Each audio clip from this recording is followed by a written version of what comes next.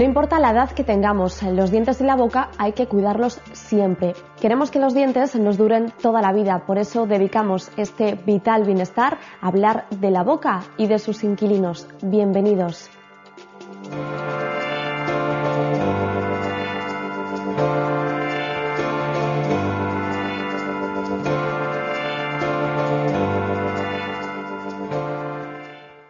Una bonita sonrisa no debe ser solo sinónimo de armonía estética, sino también de salud. Por eso es importante incorporar el cuidado bucodental a nuestras vidas, para así evitar complicaciones que puedan suponer, en algunos casos, la pérdida de piezas dentales. De todo eso, hoy hablaremos con el odontólogo José María Suárez Quintanilla, quien es también presidente del Colegio Oficial de Odontólogos de la provincia de A Coruña.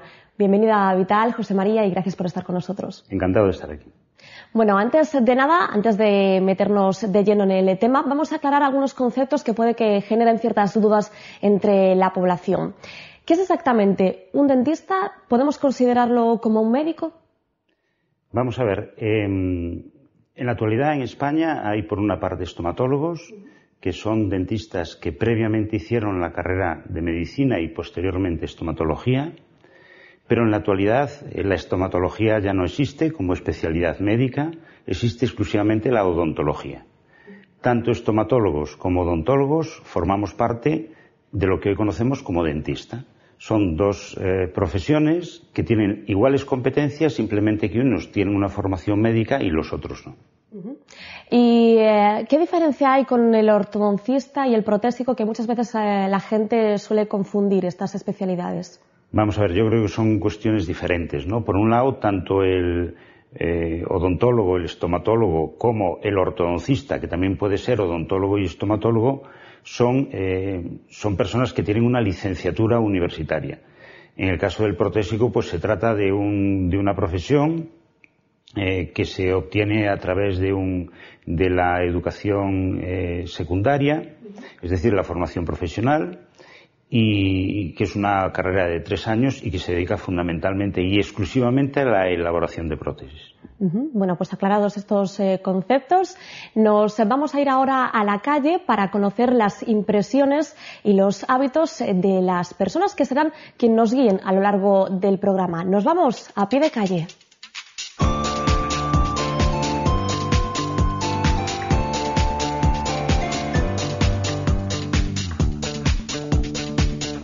Pues 3 veces. Y cada vez que como, de mañana, cada vez que como, al mediodía, por la noche. Pois normalmente 2. Las 2 veces después de las comidas, al mediodía, ¿no? Mañán e noite. Enjuague bucal. Sí, enjuague sí. Sí, tamén. Hai veces que o fago con regularidade e outras temporadas que non. Supongo que será por una alimentación inadecuada o por una mala higiene bucal. Por una mala limpieza y por los alimentos.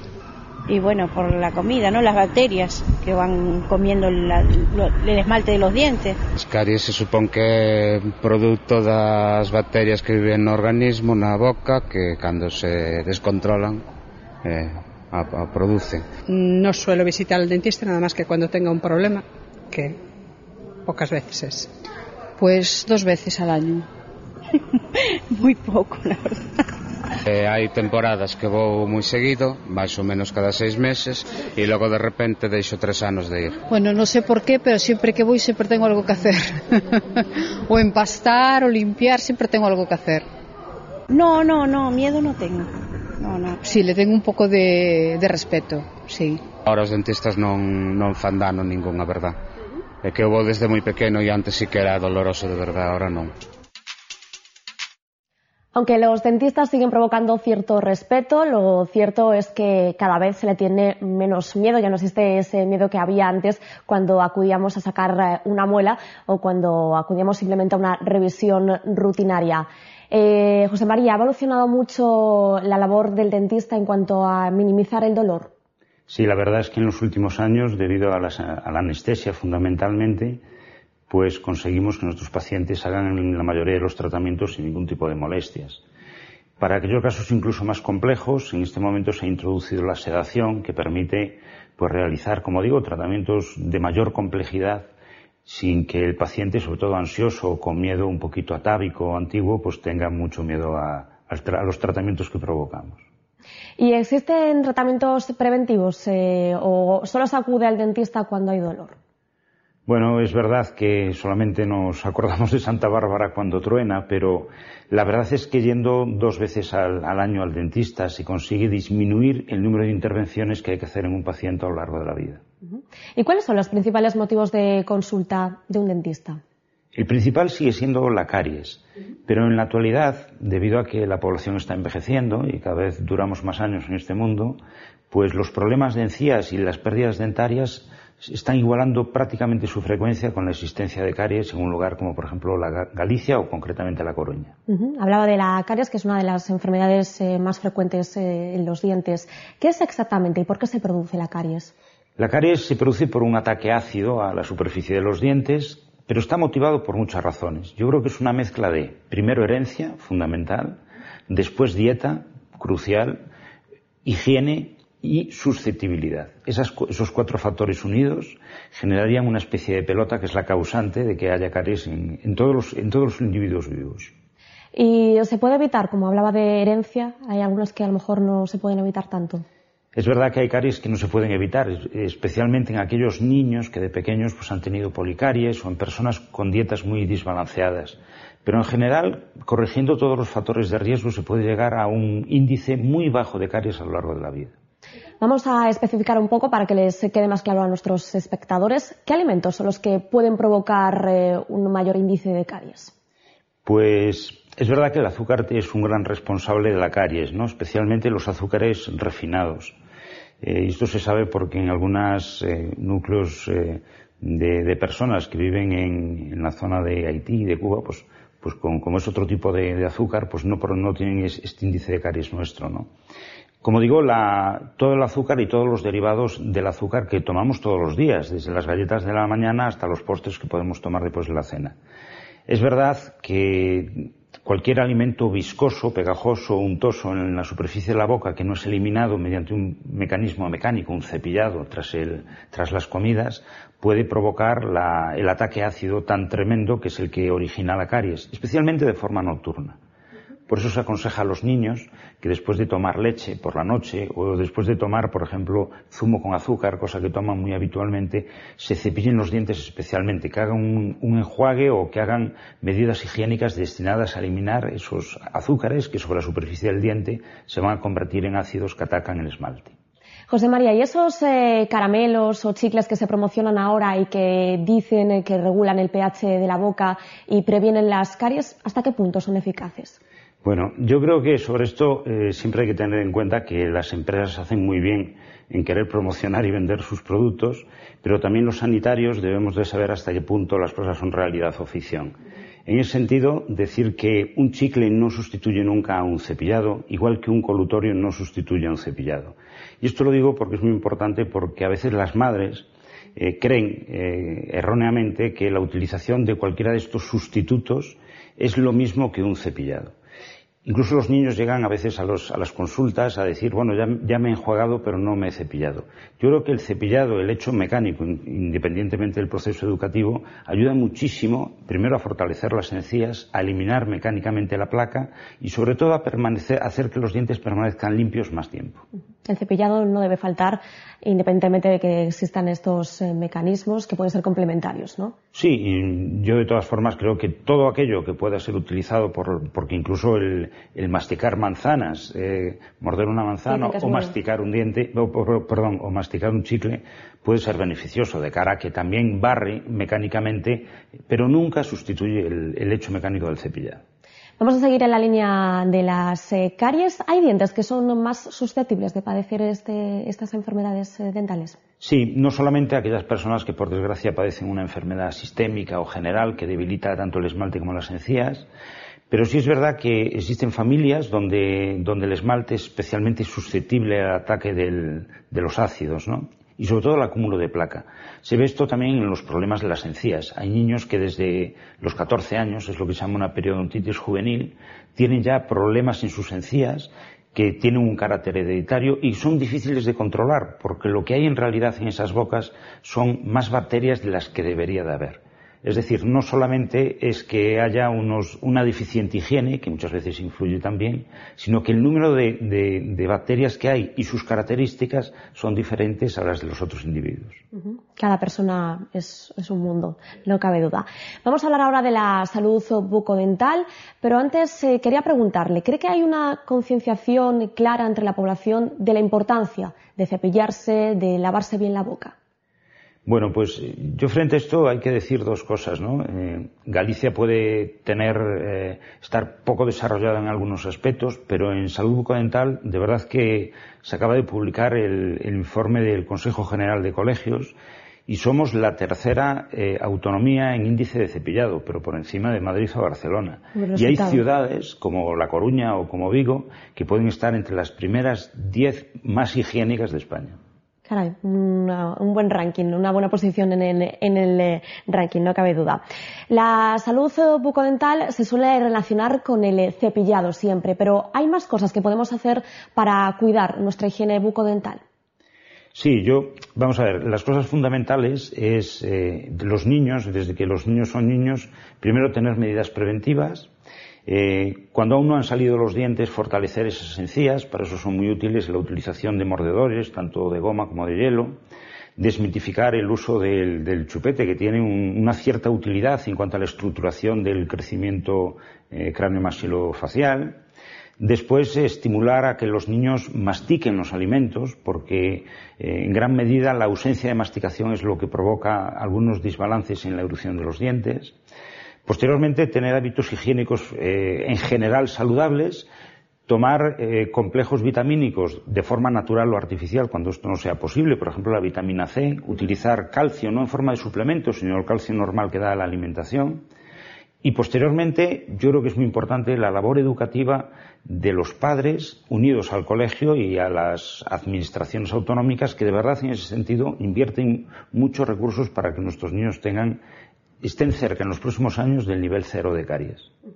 Hablaba de las encías, del cuidado de las encías. ¿Qué problemas son los que suelen presentar las encías, que a veces las tenemos un poco descuidadas y forman parte también de la salud bucodental?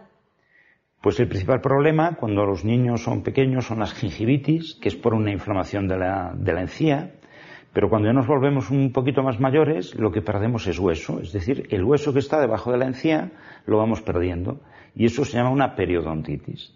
Entonces, esta periodontitis, que es lo que hasta hace poco se llamaba piorrea, o denominábamos piorrea en las familias exactamente, pues consiste en esa pérdida de hueso y hace que el diente se nos mueva y que posteriormente se puedan caer. ¿Y cómo podemos cuidarlas entonces?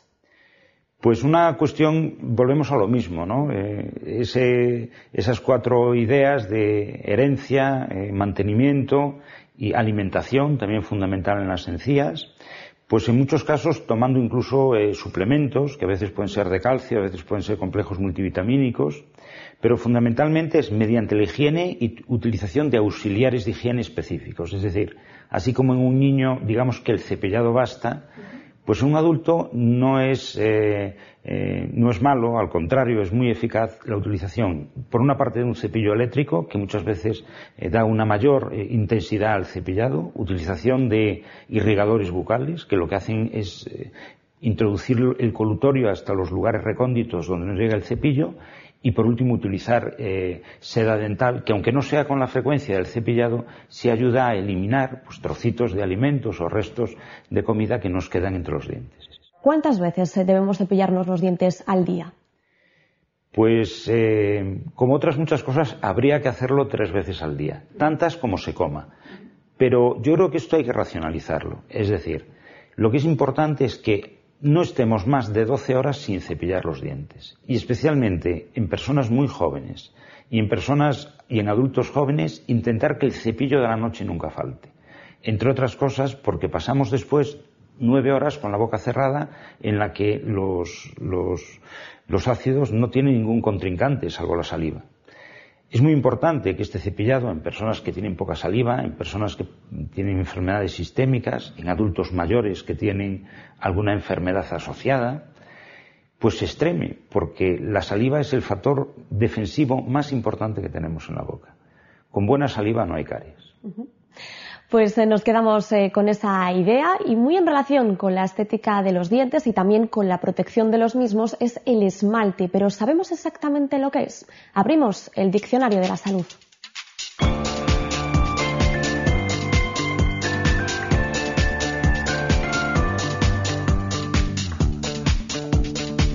El esmalte más bien es el brillo que tenemos en los dientes. No lo cuido nada más que cepillando los dientes, y no lo cuido especialmente. No lo cuido. Y sí, el cepillado, el enjuague y nada más. Se supón, según o dentista, que con un enjuague con flúor. Parece que no todo el mundo lo tiene claro, así que aclárenos, José María, ¿qué es el esmalte de los dientes y requiere algún cuidado específico y sobre todo diferente en niños y adultos? Bueno, pues el esmalte es la capa superficial de los dientes, es la capa externa, que es la que está en contacto con los alimentos. Precisamente es quizás de todas la más sensible al ataque de los ácidos, y este esmalte es diferente en los niños que en las personas adultas.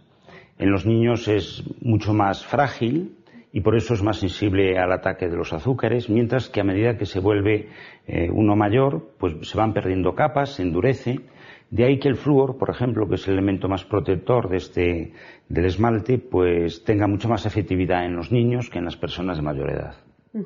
Y volviendo un poco al tema del cepillado del que hablábamos antes de ver el vídeo, ¿es contraproducente un exceso de cepillado? Pues sí, yo creo que es muy contraproducente, sobre todo cuando se asocia una mala técnica con una frecuencia y una presión excesiva. Porque mucho más que una mala técnica, en realidad es la presión que hacemos con el cepillo sobre la superficie de los dientes, concretamente a nivel de los cuellos del diente. Esto se ve en personas mayores, donde realmente se ven auténticos socavones a nivel de los cuellos del diente provocados por un cepillado excesivo. De hecho, a pesar de que las casas comerciales dicen otra cosa, yo creo que los cepillos hay que cambiarlos exclusivamente cuando se han abierto las cerdas de la punta, es decir, la parte activa.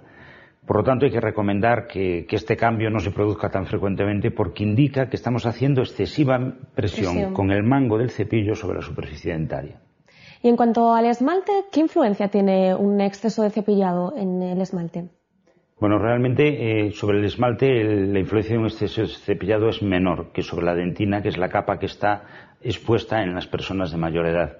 El esmalte es muchísimo más duro y realmente no produce este efecto. Aunque es muy complicado, sobre todo en niños, no cepillar una cosa y cepillar otra, por lo cual lo que hay que aconsejar es que el cepillado sea efectivo pero no excesivo. Últimamente, José María, se oye mucho que hay una cierta obsesión por tener los dientes blancos. No sé qué hay de cierto en esto, si es verídica esa corriente. Bueno, es un término que se ha acuñado con el nombre de blancorexia en paralelismo pues a otros procesos patológicos como puede ser la anorexia o algún otro trastorno de la alimentación, y consiste en un deseo casi patológico por un color dental que no es el normal o el habitual. Es muy frecuente que lleguen en las consultas personas que cuando les exploras con una guía de colores que nosotros tenemos, observamos que tienen el mayor color o el color más claro posible. A pesar de ello, ellos, debido a que, bien porque su piel es excesivamente blanca, o bien porque observan eso en determinadas fotos o en determinados ambientes, desean un blanco exagerado que yo creo que no debe ser utilizado porque, por una parte, es antinatural y, en segundo lugar, puede provocar, cuando empleamos cifras de peróxido, que son los agentes blanqueantes, excesivamente altas, pueden provocar graves lesiones, no solamente en el esmalte, sino también en los tejidos que rodean, como es la encía, como es la mucosa, etcétera. Por tanto, debe ser el dentista quien ponga un poco de límite, ¿no?, al llegar el paciente y quiere someterse a ese tratamiento de blanqueamiento, el que diga hasta aquí, ¿no? Sí, yo creo que a pesar de que estos productos se venden también en grandes superficies y hay algún otro establecimiento no sanitario que los vende, yo aconsejaría a los pacientes que no utilicen los blanqueamientos de forma inconsciente. En primer lugar, que estén orientados o realizados por un profesional de la odontología. En segundo lugar, que tengan un seguimiento. En tercer lugar, que los productos sean productos homologados. Lo digo porque de países orientales están llegando también productos no homologados que no conocemos su concentración en peróxido de hidrógeno o en carbamida. En cuarto lugar, que se acompañen de otras medidas higiénicas. Y por último, que haya un fin, es decir, que haya un final del proceso. El blanqueamiento es un proceso terapéutico que tiene unas indicaciones clarísimas, que no es útil en todos los pacientes ni en todas las tinciones y que puede tener consecuencias muy desfavorables cuando no existe una persona responsable que guíe ese procedimiento. Lógica y coherencia ante todo. Hablamos ahora, si te parece, José María, de las muelas del juicio, que en muchas ocasiones suelen ocasionar molestias y pueden producir alteraciones en la colocación de los dientes. Por eso hoy nuestra duda es si se deben sacar siempre las muelas del juicio.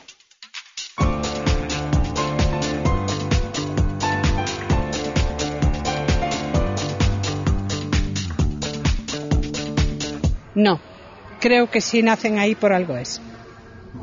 Si molestan, sí. Yo desde luego las tengo y no he tenido que quitarlas. Pero sé de gente que las tiene y que ha tenido que quitarlas porque le han dado muchos problemas. Eu que sei. Eso saberá o dentista, que é o especialista. En algúns casos saberá quen necesite, outros que non, dependerá da boca, non sei. Bueno, ¿qué son por tanto las muelas del juicio y cuándo es oportuno quitarlas?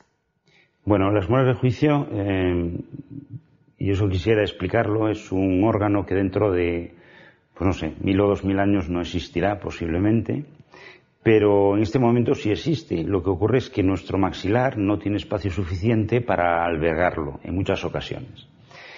Las muelas del juicio se deben de quitar cuando hay algún síntoma clínico o radiológico que lo indique, porque hay personas que su mandíbula tiene espacio suficiente para tenerlas y por lo tanto no está indicado.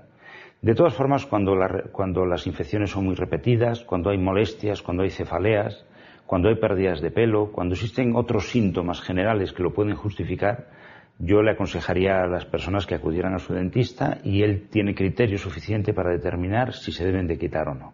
Y hablando de criterios, ¿existe diferencia de criterios precisamente entre los profesionales respecto a quitar o no las muelas del juicio?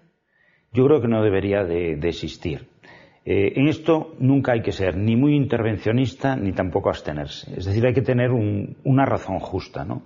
Y yo creo que hay una cosa que aconsejo a todos, pero aconsejo primero a mis pacientes, es que cuando tengan la más mínima duda, entre dos profesionales, 4 ojos ven más que 2, en el sentido de que esto no es malo visitar a varios profesionales, porque a veces 2 criterios pueden ser muy próximos y a veces muy distantes, y abrir los ojos de un paciente que no por eso va a perder la fidelidad a su primer profesional.